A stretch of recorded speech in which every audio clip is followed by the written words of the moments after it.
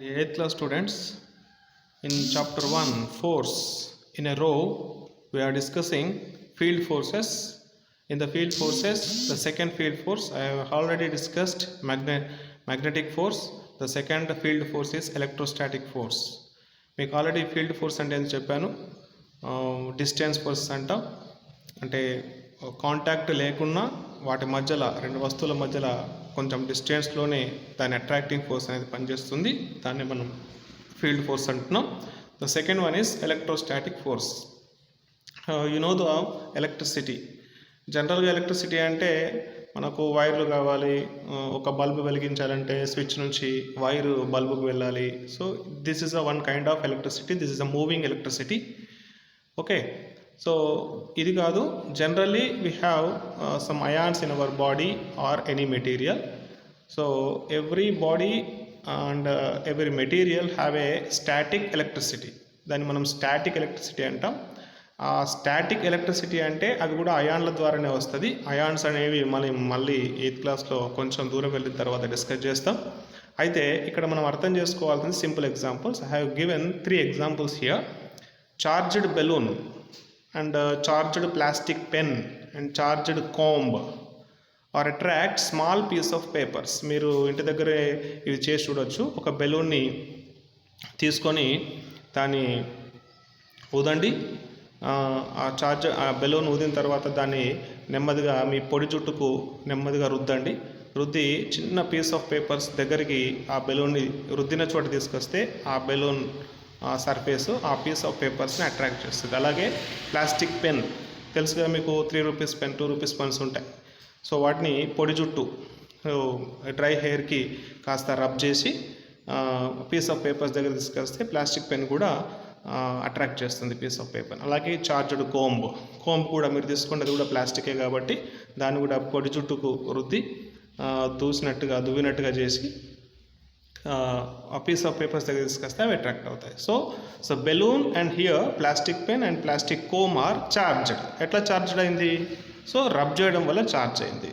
Okay, so అలా rubbing చేయడం వల్ల అది చార్జ్డ్గా మారింది. రబ్బింగ్ చేయడం ద్వారా అందులో ఉన్న అయాన్స్ కదలడం మొదలు పెడతాయి. సో అందువల్ల అది ఎలక్ట్రిసిటీని కలిగి ఉంటుంది.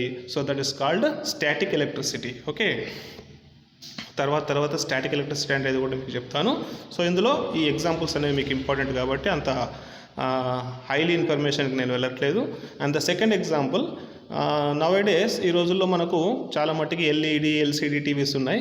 బట్ ఇంతకుముందు పాత టీవీలు మీరు చూస్తుంటారు. ఆ టీవీని టెలివిజన్స్ని generally we are called CRT, cathode ray tube.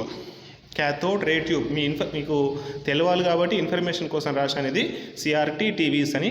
పాతకాలంలో ఉండే టీవీలు అవి లోపల మీరు చూస్తే దానికి ఒక మ్యాగ్నెట్ ఉంటుంది, పెద్ద మ్యాగ్నెట్, ఇట్లా ఒక లోపల డ్రమ్ లాగా ఉంటుంది పైన స్క్రీన్ నుంచి లోపలికి. So that is called cathode ray tube, CRT TVs.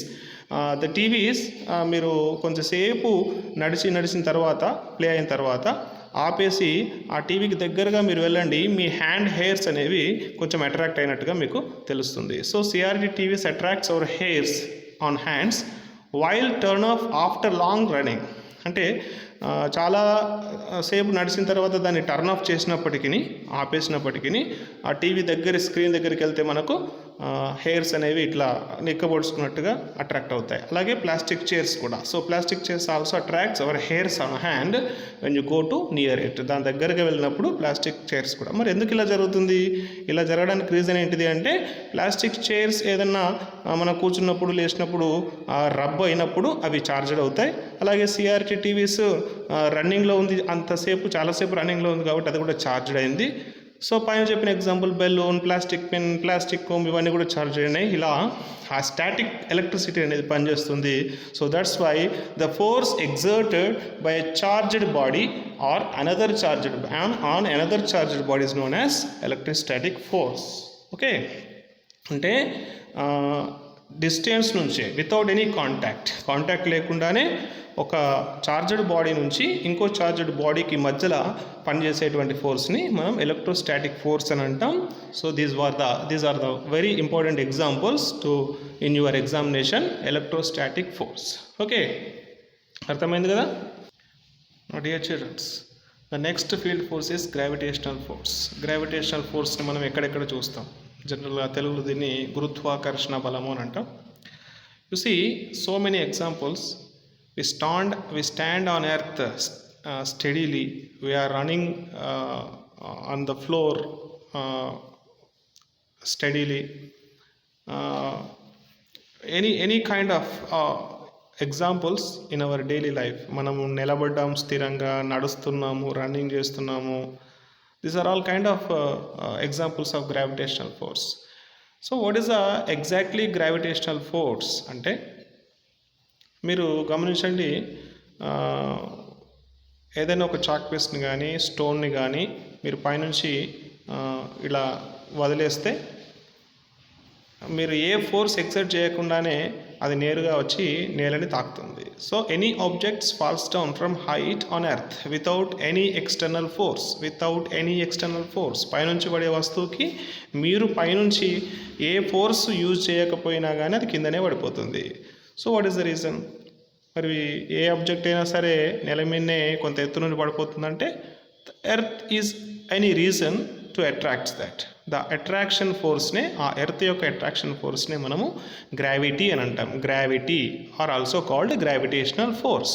So మీరు వాటర్ చూడండి, హైట్ ప్లేస్ నుంచి లోయెస్ట్ ప్లేస్ డౌన్ ప్లేస్కి వస్తుంది. So water always flows down, right? Water అనేది డౌన్ వైపే ఫ్లో అవుతుంది. అలాగే మీరు ఎర్త్ చుట్టూ మనకు oxygen, nitrogen, carbon dioxide, so many gases in the atmosphere, right? So అన్నీ కూడా అటు బయటికి విసిరేయకుండా ఎర్త్ చుట్టూ ఎందుకున్నాయి? ఆ అట్మాస్ఫియర్ని ఎవరు హోల్డ్ చేస్తున్నారు? So earth holds the atmosphere by the reason of gravity. ఆ గ్రావిటీ అనేది ఎర్త్కు ఉంది కాబట్టి అట్మాస్ఫియర్ మన చుట్టూ ఉంది. సో ద ఫోర్స్ గ్రావిటీ అనేది gravitational force. The force gravity is not just due to the attraction of the earth. కేవలం ఈ భూమికే ఉందా గ్రావిటీ అనేది? లేదు. Between any two bodies in the universe, gravitational force అనేది ఈ విశ్వంలో ఏ రెండు వస్తువుల మధ్యనైనా పనిచేస్తుంది. It is a force of attraction that exist between any two bodies or masses. Bodies ante materials, masses are everywhere in the universe is called gravitational force. మీరు ఎన్ని example తీసుకున్నా ప్రతిది కూడా ఎర్త్ మీదనే పడుతుంది. నాట్ ఓన్లీ ఎర్త్, మీరు విశ్వంలోకి వెళ్తే ప్రతి రెండు వస్తువుల మధ్యన కూడా ఈ గ్రావిటీ అనేది పనిచేస్తుంది. ఉదాహరణకి ఈ బ్లాక్ బోర్డ్కి నాకు మధ్యలో కూడా గ్రావిటీ ఉంది, కానీ నేను ఇక్కడ ఎందుకు అట్రాక్ట్ కాలేకపోతున్నానంటే నాకు భూమికి మధ్య ఉన్న అట్రాక్షన్ ఫోర్స్ అనేది చాలా ఎక్కువ ఉంటుంది. కాబట్టి దేంతో పోలిస్తే బ్లాక్ బోర్డ్కి నాకు మధ్యలో ఉన్నటువంటి అట్రాక్షన్ ఫోర్స్ కన్నా నాకు నేలకి మధ్య ఉన్న అట్రాక్షన్ ఫోర్స్ ఎక్కువ కాబట్టి అది చాలా చిన్నగా ఉంటుంది. అందుకే అటువైపు అట్రాక్ట్ కాము. అందుకే నేను I'm stand on earth in steadily. So the gravitational force ఎటువైపు ఎక్కువగా ఉంటుందో అటువైపే ఆబ్జెక్ట్ అనేది వెళ్ళిపోతుంది. So this is the gravitational force. ముందు క్లాస్లో మనం గ్రావిటేషనల్ ఫోర్స్ అనేది ఇంకా ఎక్కువగా చూస్తాము, దాని గురించి ఎక్కువగా నేర్చుకుంటాం. Okay childrens, so these are the field forces we are discussed. magnetical force, and second one electrostatic force, and third one is a gravitational force. Okay, understand?